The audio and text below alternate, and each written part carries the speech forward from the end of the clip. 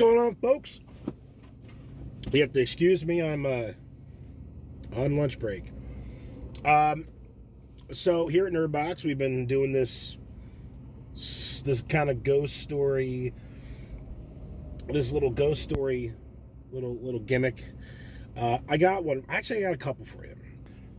So this goes back to when I want to say about 12 years old.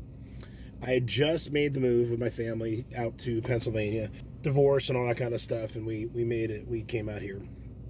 And the first night that I slept in what was going to be my new bed at the time was a guest room in my stepfather's home that they changed into my room. I was, my mother, so there was 2 floors. It was the main floor and then the lower, the rec room. That's where my stepbrother, my brother Sean, ended up sleeping. And my mother comes upstairs. She says goodnight to me. My stepsister Ash goes downstairs. We're completely alone in the main floor of the house. My stepfather's not actually home yet. And my stepsister Ash is 5 and not a man. That'll make sense in a second. So, laying there, lights on the hallway. It's bright as hell. I close my eyes. I'm not even exaggerating. Might have been, I don't even know if it was 30 seconds. Might have been. Maybe a minute, max. Laying there. And all of a sudden I hear an adult male voice from behind me. Like, behind my head, it sounded like, "Good night, Charlie." And I was like, ho, ho. I got up. I ran downstairs. I have no idea what it was. To this day, I have no idea what it was. My mother, she's kind of on the spiritual side of things. She's very religious. She's like, wouldn't it be something if you were just this, this middle ground? And I was like, I don't know about that. I was still convinced that somebody was playing a gag on me, but whatever. Fast forward to a couple years later, same room. I had a really hard time sleeping when I was in high school. I still have a hard time sleeping, to be honest with you. But it's like, whatever night of the school week, I got to be up at 6 o'clock to catch the bus, that sort of thing. And I think around 3:30 in the morning-ish, something like that.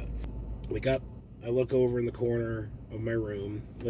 So my bed's here, and I'm facing, there's a window on that wall, but I'm facing, there's a closet over here. So it's like that. And it's the first thing you see is that corner. I open my eyes, and I see a silhouette of a woman. And she looks right at me. Seems like she looks right at me anyway. Like a blue silhouette, like moonlight, that kind of thing. And all I remember is that she looks right at me, and she has this angelic sort of expression. I don't remember what she looked like, to be honest with you. It was just kind of like a light, if that makes sense. And I felt very calm. Extremely calm, like everything's okay. I didn't have to worry about anything. A little backstory. I won't get too into the details, obviously, because it's personal, but my step family, my brother and my sister, who I don't call stepbrother, stepsister, I call them brother and sister, because we've been a family for getting close to 30 years. Their mother and sister had passed, and that's how they, everything on their end. We had a divorce, they had a deaths in the family. And to this day, I have this weird feeling it was their mom. I know that sounds, I don't know how to really take that, but it's my heart feels like that's what it was. And sort of this feeling of it's going to be okay. We had a hard time. The transition, becoming a whole family was tough. At times, it wasn't impossible, but it was tricky. I mean, as you can imagine. 2 different families, 2 different backgrounds. And, it just... It took some trying. And then that's really kind of it. The only exception to that, I would say, well, I guess it's not it. There's been a few. The next ones that happened years later, and these aren't bad experiences. I think that the thing is that it's always supposed to be a spooky ghost story. These aren't spooky. I will say though, they're mischievous, and not now you'll hear the mischievous ones. So my grandfather, when he was alive, was a ball buster.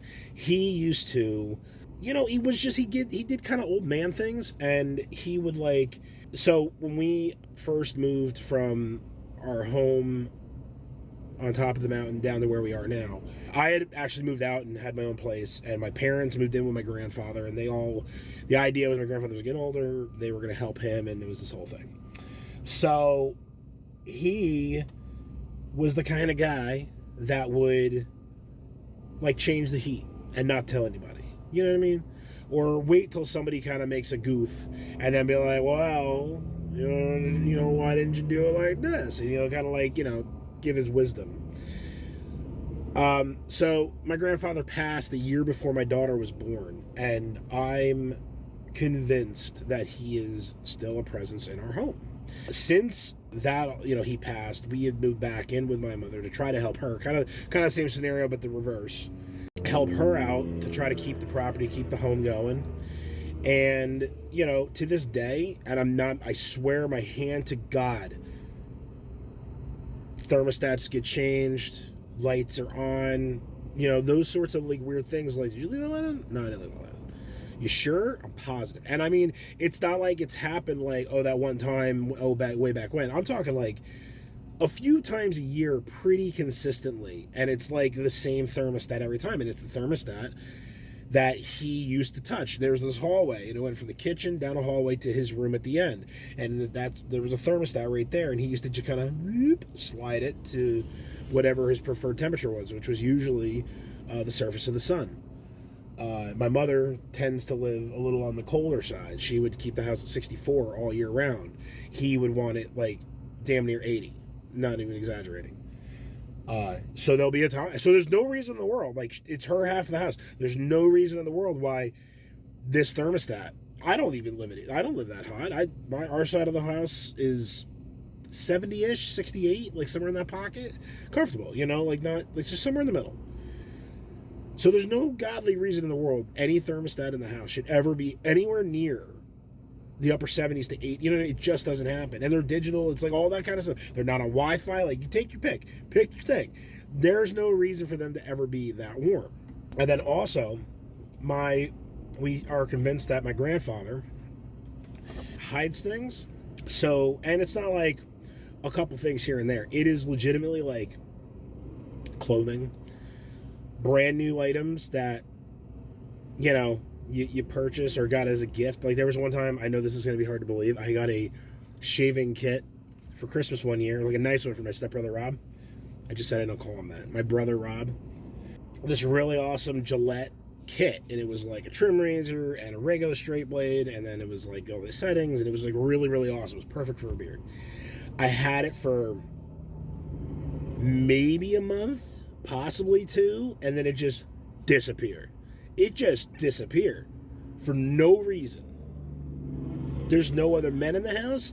We don't have anybody like in our home like, yeah, you can stop by, just run in and grab whatever you need. Like none of that kind of stuff. We're pretty tight. Like the home is pretty much locked down. It just disappeared. To this day, that was close to 10 years ago. And we still can't, it just never turned up. We've moved. That was when we first moved back in with my mother. We kind of turned the upstairs into like a loft, and there was a bathroom up there, and that was my shaving kit at the time. We moved to the other side of the home, put the wall up and all that, made it into our own little house, and we still have never found it. We've just never come across it. I've since bought another one, but I was like, well, as soon as I buy it, I'm going to find it, right? No. Nowhere to be found. No clue where it could be. Honest to God. My wife's lost clothing. Never anything like particularly important, just stuff that you notice, you know what I mean, if that makes sense.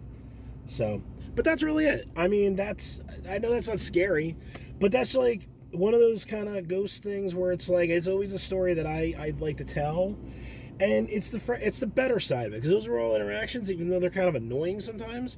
With my grandfather, it's like that's the way he was. He would hide stuff, he would see your cell phone and like put it under a napkin, like that kind of stuff.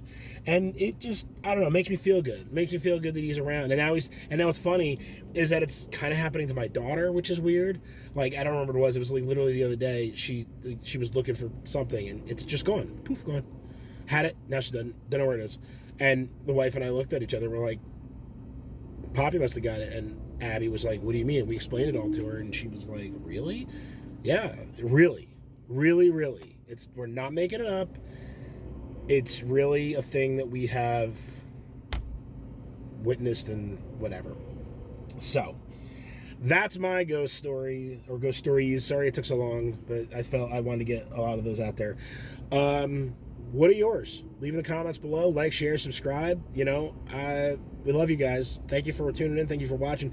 Sorry this was in the car. Hopefully the sound wasn't too bad. I got a highway behind me. So anyway, we'll see you guys around the bend. Thanks.